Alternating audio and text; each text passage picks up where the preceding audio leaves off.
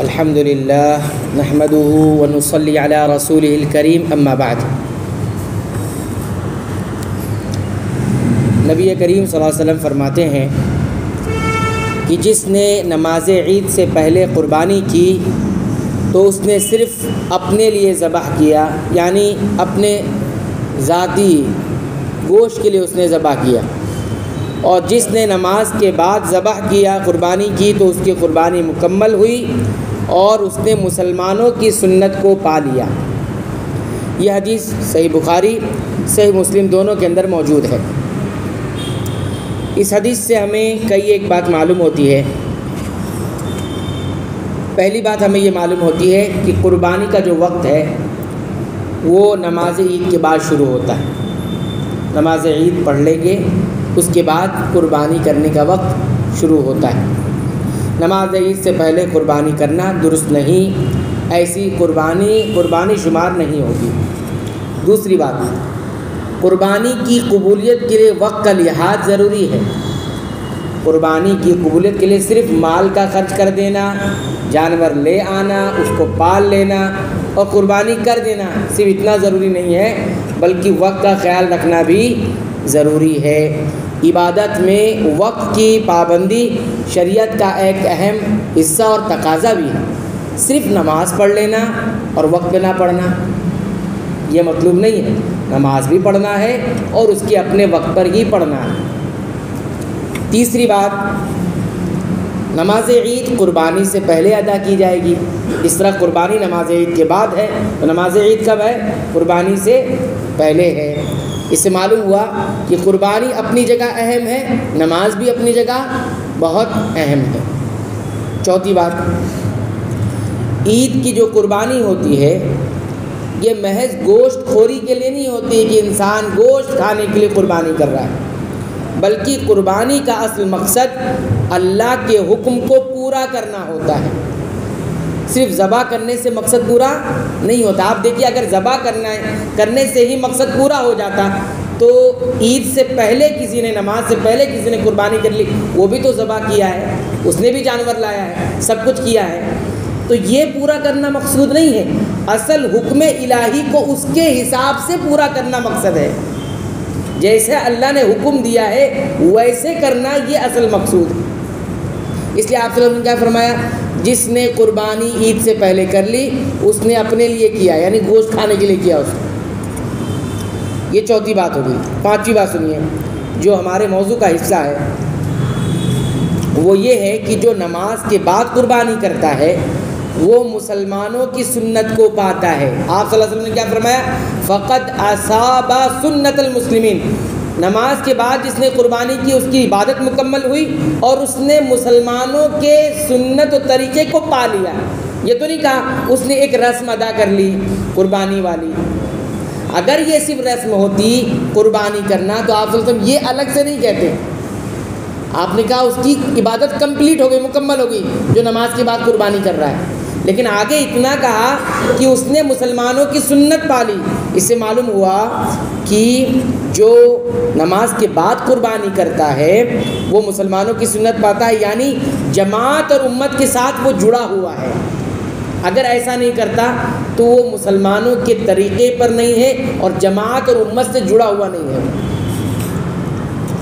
چھٹی بات یہ معلوم ہوتی ہے کہ شریعت کا ایک عمومی ضابطہ ہے، قانون ہے۔ کیا ہے؟ نیت اور طریقہ دونوں درست ہونا چاہیے۔ نیت بھی درست اور طریقہ بھی درست۔ کبھی کبھی ایسا ہوتا ہے کہ نیت بہت اچھی ہوتی ہے، طریقہ درست نہیں ہوتا ہے، تو نیت کے درست ہونے سے شریعت پوری نہیں ہو جاتی، بلکہ طریقہ بھی درست ہونا چاہیے۔ یہاں پر آپ صلی اللہ علیہ وسلم نے فرمایا کہ جس نے نماز سے پہلے قربانی کر لی تو نیت اس کی تو اچھی رہی ہوگی، بھائی پیسہ خرچہ کیا، اچھا جانور لایا اور لانے کے بعد ذبح بھی کیا، کتنی اچھی نیت رہی ہوگی، لیکن طریقہ اس نے درست صحیح نہیں اپنایا۔ وہ کیا تھا؟ نماز کے بعد کرنا تھا، نماز پڑھی نہیں، اس سے پہلے قربانی کر لی۔ تو شریعت یہ کہتی ہے نیت بھی صحیح، طریقہ بھی صحیح۔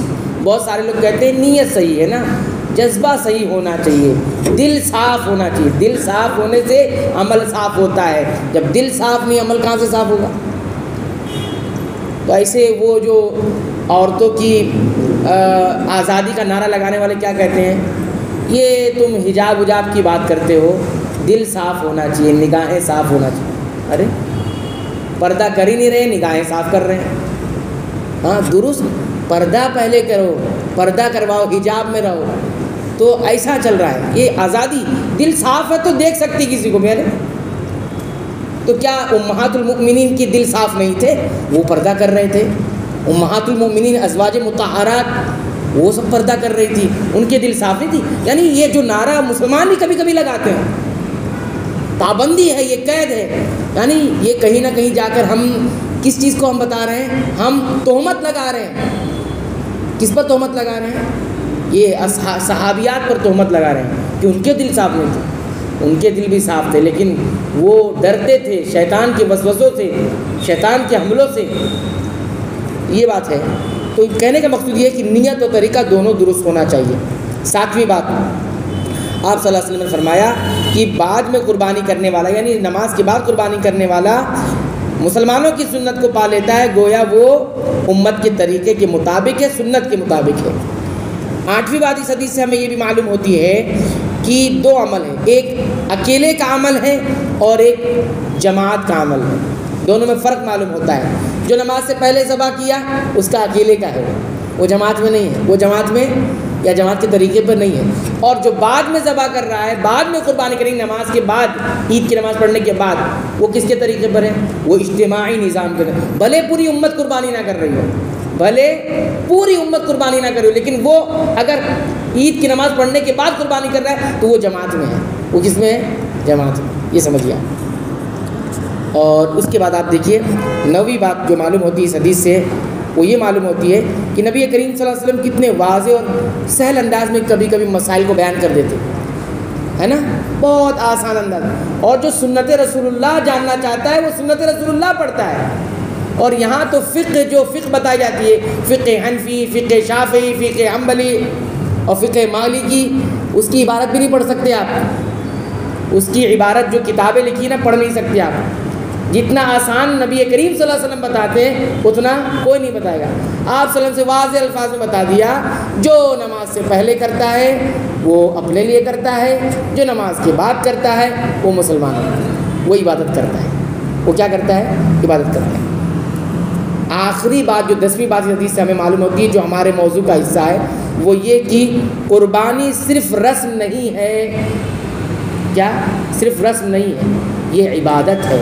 اور عبادت جب کرتا ہے تو اس کے اچھے اثرات آتے ہیں انسان پر، اور رسم ادا کرے گا تو کوئی تبدیلی نہیں آتی۔ ایک آدمی رسم ادا کرے گا، رواج ادا کرے گا تو اس کی زندگی میں کوئی بدلاؤ، اچھا بدلاؤ نہیں آئے گا، لیکن عبادت کرے گا، عبادت سمجھ کر کرے گا تو اس کی زندگی میں تبدیلی آتی ہے، اچھی تبدیلی، اس کے اچھے اثرات مرتب ہوتے ہیں۔ ٹھیک ہے، تو یہ سمجھیے، یہ عبادت اور رسم میں فرق ہے۔ عادت میں فرق ہے، عبادت میں فرق ہے۔ آج کتنے لوگ ہیں اپنے آپ کو بدل نہیں سکے، لیکن نماز سالوں سے پڑھ رہے ہیں، سالوں سے نماز پڑھی جا رہی ہے، ادا کی جا رہی ہے، لیکن ایک بھی بدلاؤ نہیں آیا۔ معنی کیا سمجھ میں آیا؟ عادت بن گئی ہے نماز، جو پڑھ رہے ہیں عادت بن گئی ہے نماز، اور وہ رسم ہو گئی ہے۔ کتنے لوگ ہیں جمعہ پڑھ رہے ہیں، صرف کوئی زندگی میں کوئی تبدیلی نہیں ہے، جمعہ سالوں سے پڑھتے آ رہے ہیں، صرف جمعہ پڑھتے ہیں نا وہ، تو رسم ہے کہ مسلمانوں میں شمار رہے گا کہ ہم بھی آ رہے ہیں، مسلمان ہیں، سمجھو بھائی ہم مسلمان ہیں۔ کچھ لوگ تو اس لیے پڑھتے، بھائی 2 جمعہ ہو گیا، تیسرا جمعہ نہیں پڑھوں گا تو نکل جاؤں گا باہر۔ ہم نے سنا ہے، باقاعدہ سنا ہے کہ مولانا 2 جمعہ چھوڑ گیا، اب تیسرا جمعہ تو جانا پڑے گا، نہیں تو مہر لگ جائے گی، ایسا بولتے ہیں لوگ۔